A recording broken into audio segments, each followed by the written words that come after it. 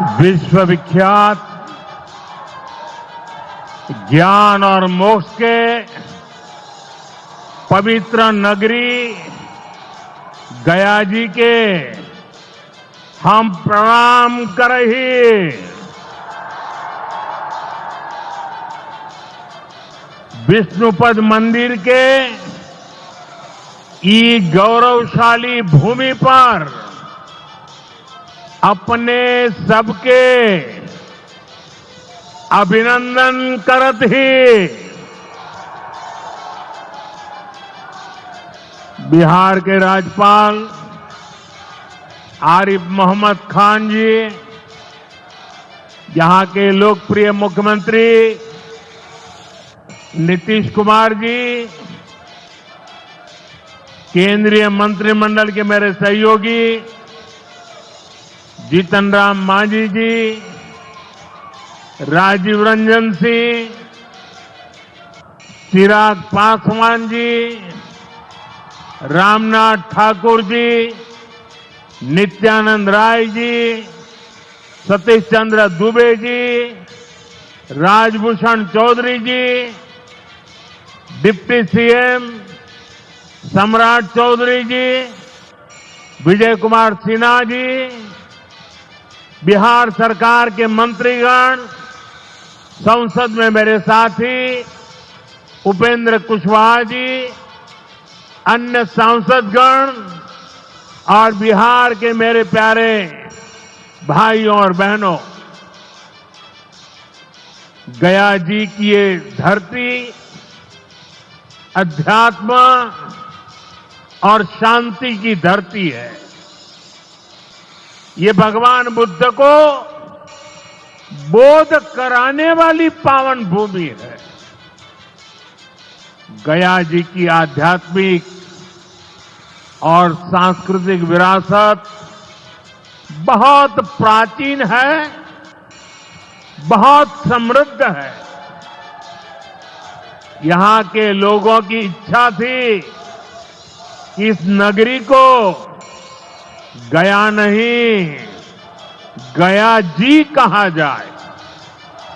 मैं इस निर्णय के लिए बिहार सरकार का अभिनंदन करता हूं।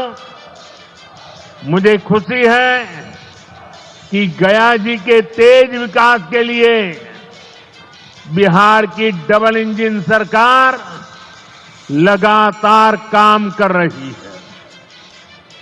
भाइयों बहनों, आज भी गया जी की पावन भूमि से एक ही दिन में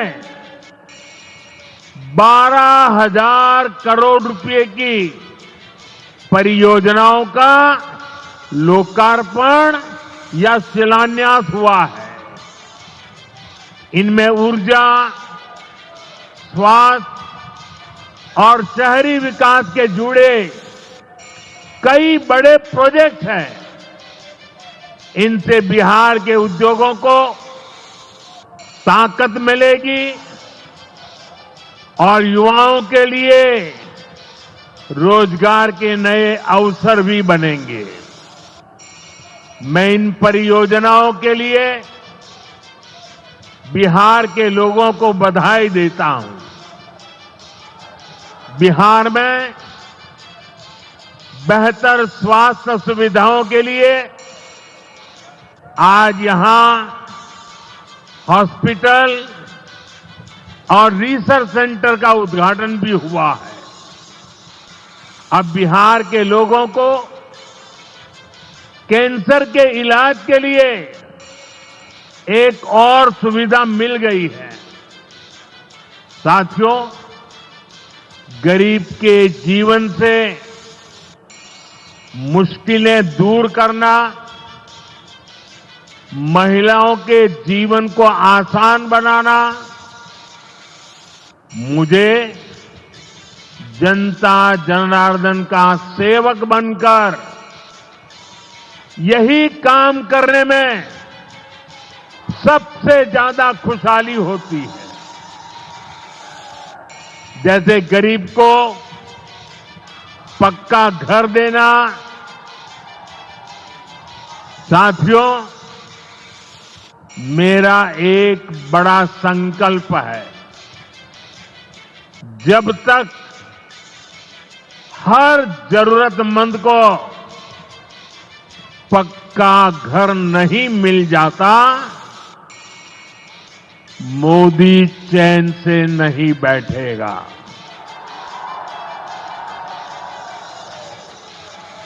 इसी सोच के साथ पिछले 11 साल में 4 करोड़ से अधिक गरीबों को पक्के घर बनाकर दे दिए गए। अकेले हमारे बिहार में 38 लाख से अधिक आवास बनाए गए। गया जिले में भी 2 लाख से अधिक परिवारों को अपना पक्का घर मिला है। और हमने सिर्फ घर यानी 4 दीवारें नहीं दी, बल्कि उन घरों के साथ गरीब को उसका स्वाभिमान दिया है। इन घरों में बिजली, पानी, शौचालय और गैस कनेक्शन की सुविधाएं दी हैं। यानी गरीब परिवारों की भी सुविधा, सुरक्षा और सम्मान से जीने की गारंटी मिली है। साथियों, आज इसी सिलसिले को आगे बढ़ाते हुए बिहार के मगध क्षेत्र के 16,000 से ज्यादा परिवारों को अपना पक्का घर दिया है। यानी इस बार इन परिवारों में दिवाली और छठ पूजा की रौनक और ज्यादा होगी।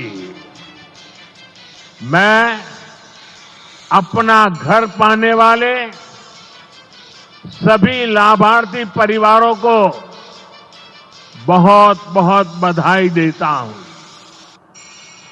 और जो लोग अब भी पीएम आवास योजना के लाभ से छूट गए हैं, मैं उन्हें विश्वास दिलाता हूं कि पीएम आवास का अभियान तब तक जारी रहेगा जब तक हर गरीब को अपना पक्का घर नहीं मिल जाता।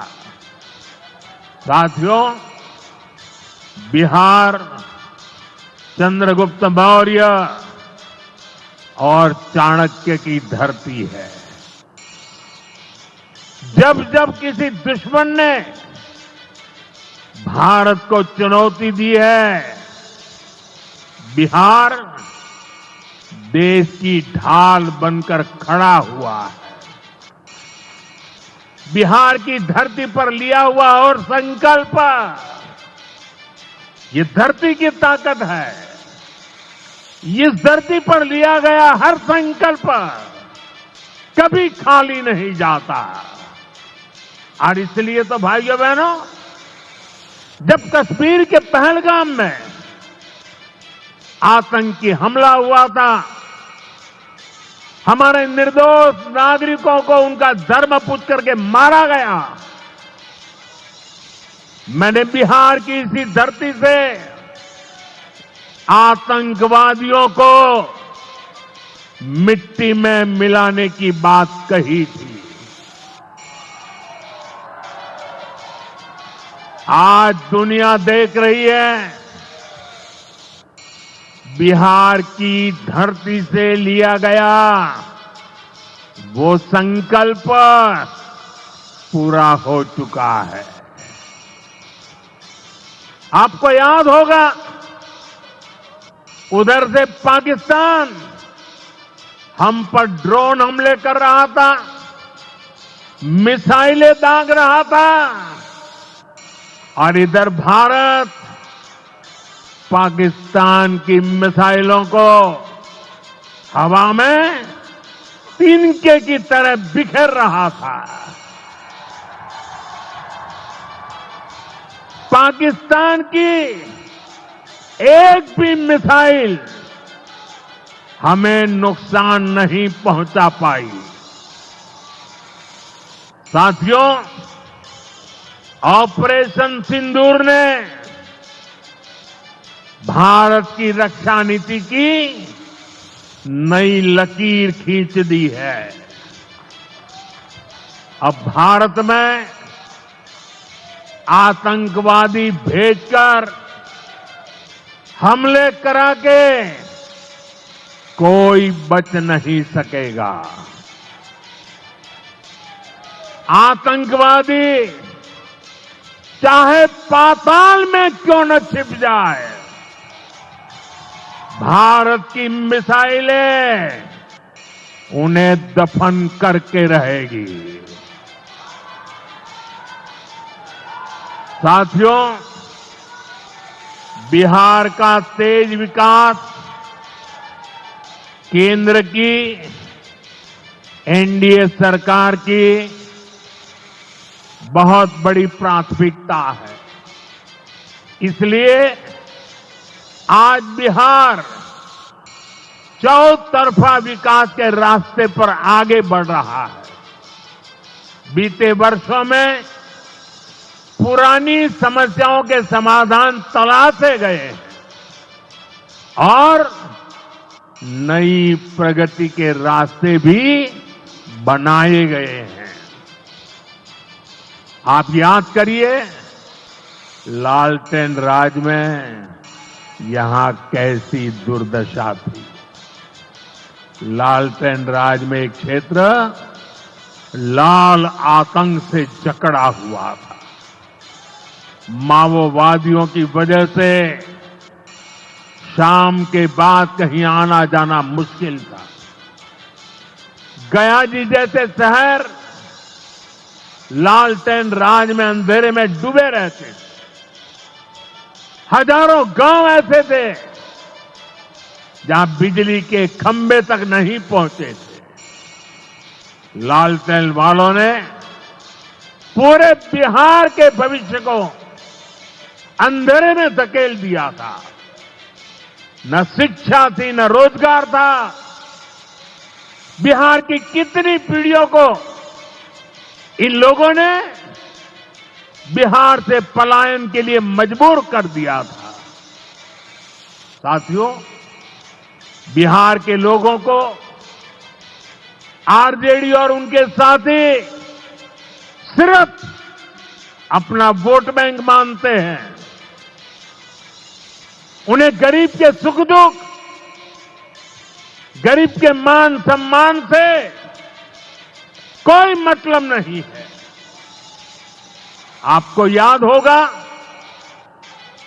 कांग्रेस के एक मुख्यमंत्री ने मंच से कह दिया था कि अपने राज्य में बिहार के लोगों को घुसने नहीं देंगे।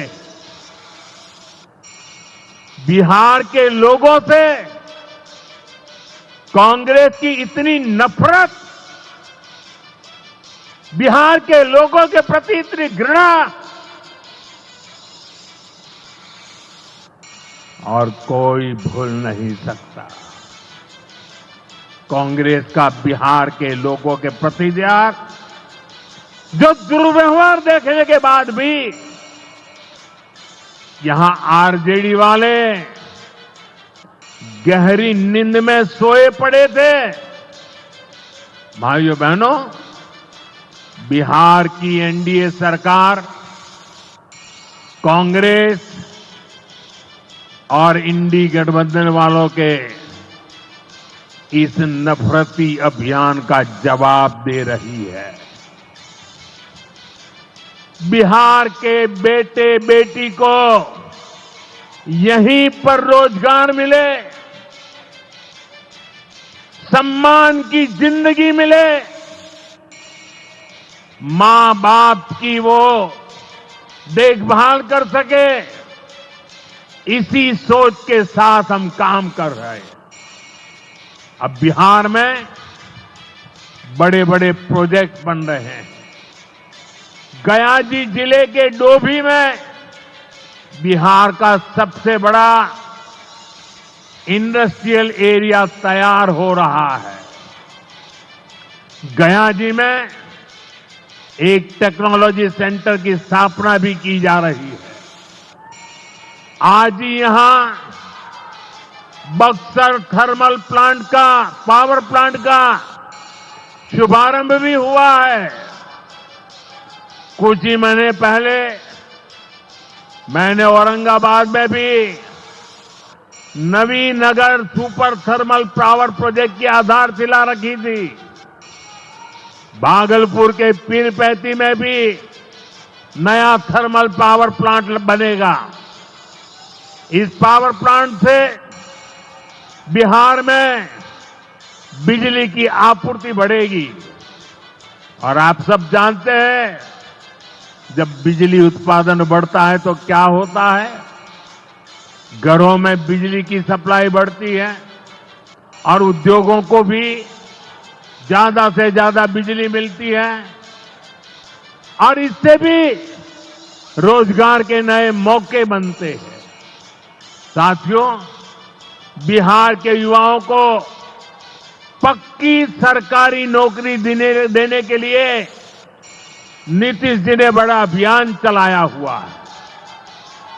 ये नीतीश जी हैं, तभी यहां शिक्षकों की भर्ती भी पूरी पारदर्शिता से हुई।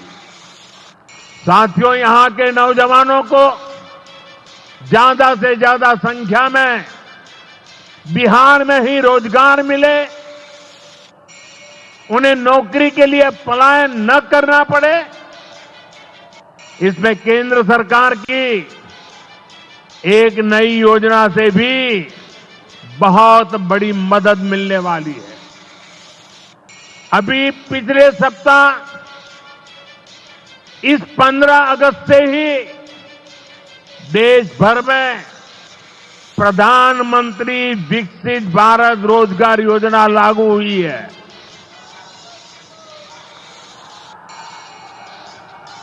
इसके तहत हमारे युवा